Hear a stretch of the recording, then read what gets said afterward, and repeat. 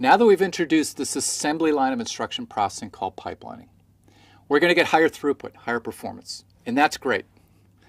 Unfortunately, our program is not going to work correctly. If you look carefully at that code, you'll notice what are called data dependencies. So the first instruction writes register 1, and the instructions after that read register 1. So our intention in writing this program is for the first instruction's result to be used by the subsequent instructions. Well, what happens in our pipeline? Well, when does that first register get written? It's not until the 5th cycle, the 5th pipeline stage. And what happens to the instructions after that? Well, they've already read the register file.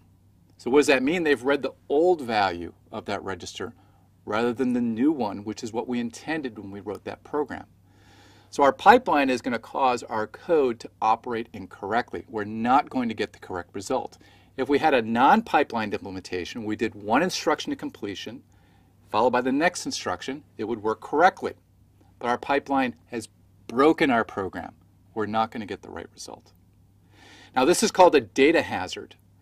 And fortunately, we can make some modifications to our pipeline diagram, to our pipeline microarchitecture, in order to fix this problem. And we're going to see how we do that in this module.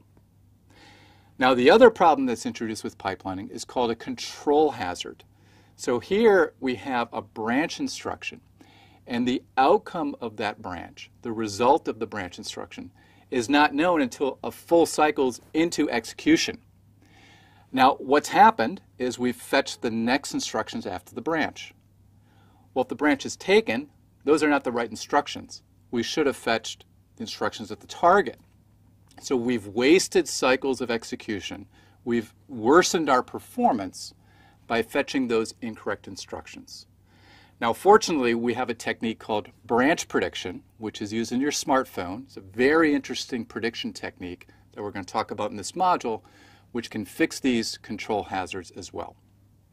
So at the end of this module, we're going to have a fully functioning pipeline, which is going to give us the performance that we need, as well as correct pipeline operation. So let's get into it.